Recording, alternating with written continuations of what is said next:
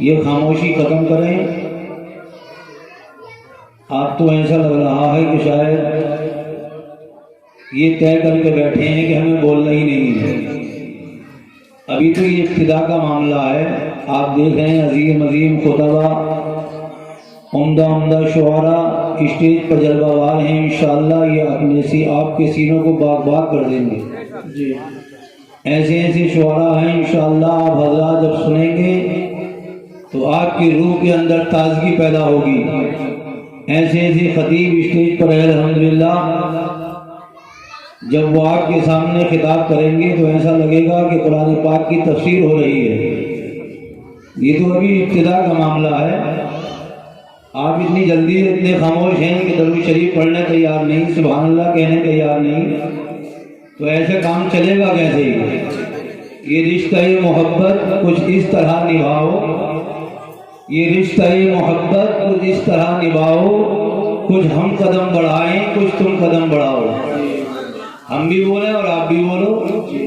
ایسا نہیں کہ ہم ادھر سے بولیں آپ ادھر سے بولنا شروع کر دیں، بلکہ آپ کی کوئی بات سمجھ میں آئے تو سبحان اللہ آپ بھی بولو، ہے نا، کیونکہ یہ سارے ثواب کی محفل ہے نا.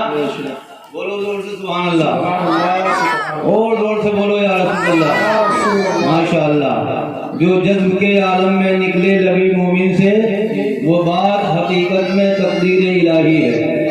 اور زور سے جوش و خروش کے ساتھ اللہ اور اس کے رسول کا نام لوگے تو انشاءاللہ روح کے اندر گرماہٹ پیدا ہوگی. اور مومن کی شان یہی ہے کہ اللہ اور اس کے رسول کا نام سنیں تو اس کی زبان پر بے ساختہ جاری ہو جائے. سبحان اللہ.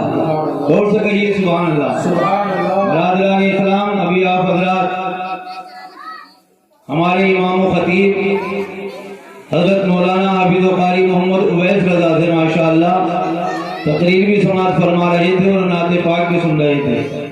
بڑے اچھے انداز میں انہوں نے پیش کی اور ان سے پہلے بھی مجھے نام یاد نہیں ہے ماشاءاللہ ایک نعت خواں بڑے اچھے انداز میں نعت پاک پڑھ رہے تھے.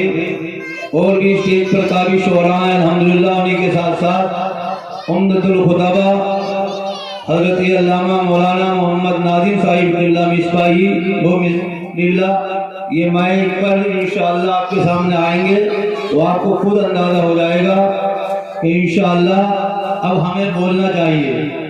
اور انہی کے ساتھ ماہر مفن فاضل نوجوان حضرت علامہ مفتی خورشید عالم صاحب وہ بھی جلوہ گار ہیں انشاءاللہ. ان سے بھی آپ کتاب سنیں گے. اور ہمارے محترم حضرت مولانا قاری جمیل احمد صاحب بھی تشریف فرما ہے انشاءاللہ. آپ کو ان کا بھی بیان سننا ہے. اور انہی کے صاحبزادے جن سے ابھی آپ روبرو نہیں ہوئے ہیں، آپ کے سامنے وہ بھی نہیں آئے ہیں، شاید کے قیام گاہ پر ہیں، حضرت علامہ مولانا مجیب احمد صاحب اللہ انشاءاللہ. آج کے وہ خصوصی مقرر ہیں اس اسٹیج کے. انشاءاللہ ان کا آپ کو بھرپور خطاب سننا ہے. تھوڑی دیر کے لیے میں آپ کے سامنے حاضر ہوں. اللہ کی بارگاہ میں دعا کیجیے پروردگار ہم جس بچے کی رسالے ثواب کے لیے یہاں پر حاضر ہوئے ہیں محترم حاجی یاسین صاحب کے پوتے محمد فیض کے لیے ہم یہاں پر جمع ہوئے ہیں. دعا کیجیے اللہ تبارک و تعالیٰ اس بچے کو غریب رحمت فرمائے. اگر اللہ کی بندو آمین کہیں آمین تو کہہ دو. ارے جب آمین بھی نہیں کہیں گے تو آنے کا فائدہ کیا ہوگا ہمارے؟ اب دعا کر رہے ہیں، آپ بھی دعا کرو ہم بھی دعا کریں. ایک طرف سے دعا ہوتی ہے دوسری طرف سے آمین ہوتی ہے تو وہ آمین بھی دعا ہی ہے. ہے نا؟ تو دعا کریں اللہ رب العزت اس بچے کو شافع و مشفع بنائے، یعنی شفاعت کرنے والا اور شفاعت کیا ہوا بنائے. اللہ رب العزت والدین کو نعم البدل عطا فرمائے. تمام گھر والوں کو اللہ رب العزت والدین کو دادی دادا کو تمام چچا اور تمام گھر والوں کو صبر جمیل اس پر اجر عظیم عطا فرمائے. زور سے کہیے سبحان اللہ، اور زور سے کہیے یا رسول اللہ. ماشاء اللہ. واہ کیا جود و کرم ہے شہی بتہا تیرا، واہ کیا جود و کرم ہے شہی بتہا تیرا، نہیں سنتا ہی نہیں مانگنے والا تیرا. اور میں تو مالک ہی کہوں گا کہ وہ مالک کے حبیب یا رسول اللہ میں تو مالک ہی کہوں گا کہ وہ مالک کے حبیب یعنی محبوب و محب میں نہیں میرا تیرا، یعنی محبوب و محب میں نہیں میرا تیرا۔ بلند آواز سے ایک مرتبہ درود پاک پڑھ لیں۔ اللہم محمد صلی اللہ علیہ وسلم نحن عباد محمد صلی اللہ علیہ وسلم صلاۃ و سلام علیک یا رسول اللہ وسلم علیک یا حبیب اللہ۔ برادران اسلام، اللہ رب العزت قرآن پاک میں ارشاد فرماتا ہے یا ایھا الذین آمنوا اتقوا اللہ حق تقاتہ، اے ایمان والو اللہ سے ڈرو۔ اللہ فرماتا ہے ایمان والو اللہ سے ڈرو۔ اللہ کس سے خطاب فرما رہا ہے؟ ایمان والوں سے۔ دیکھو اللہ رب العزت ہمیں اور آپ کو یہ چاہتا ہے کہ میرے بندے جہنم سے بچ جائیں، جنت کے مالک بن جائیں۔ سبحان اللہ، جنت کی نعمتوں سے مالا مال ہو جائیں۔ اس لیے اللہ تبارک و تعالیٰ اپنے مومن بندوں سے خطاب فرما رہا ہے، اے ایمان والو۔ سبحان اللہ، یا ایھا المسلم نہیں کہا اے مسلمانوں، کیونکہ ایمان والے کچھ ہی ہوتے ہیں، مسلمان کہلانے والے تو بہت ہوتے ہیں، لیکن ایمان والوں سے اللہ خطاب فرما رہا ہے، اے ایمان والو اللہ سے ڈرو حق تقاتی، جیسا ڈرنے کا حق ہے۔ اللہ فرماتا ہے جیسا ڈرنے کا حق ہے ویسا ڈرو۔ یہ ڈرنا نہیں ہے کہ کان پہ ہاتھ رکھ رہی ہے اللہ توبہ توبہ، نماز ایک ٹائم کی نہیں اور توبہ توبہ ہو رہی ہے، یہ ڈرنے کا حق نہیں ہے۔ جھوٹ رات و دن بول رہے ہیں اور کہہ رہے ہیں اللہ سے ڈر رہے ہیں، ماں باپ کو ستا رہے ہیں اور کہہ رہے ہیں اللہ سے ڈر رہے ہیں، یتیموں کا حق کھا رہے ہیں کہہ رہے ہیں اللہ سے ڈر رہے ہیں۔ یہ اللہ سے ڈرنا نہیں ہے، بلکہ اللہ فرماتا ہے ایسا ڈرو جیسا ڈرنے کا حق ہے۔ وَلَا تَمُوتُنَّ إِلَّا وَأَنْتُم مُّسْلِمُونَ، اور تم ہرگز مت مرنا مگر مسلمان ہو کر، یعنی اس حالت میں دنیا سے جانا تمہارا ایمان سلامت ہو، اپنے ایمان کو سلامت لے کر جاؤ، کیونکہ ایمان وہ دولت ہے، ایمان وہ سرمایہ ہے، ایمان وہ عظیم دولت ہے کہ اگر بندے کے سینے میں ایمان ہے، بندہ اگر مومن ہے تو اگر گناہگار بھی ہے، سیاکار بھی ہے، خطا کار بھی ہے، اگر کلمہ پڑھ لیا ہے لا الہ الا اللہ محمد رسول اللہ اور نبی کی محبت اس کے سینے میں ہے تو انشاءاللہ گناہگار بھی ہے تو سزا بھگتنے کے بعد ایک دن جنت اس کو ضرور مل جائے گی۔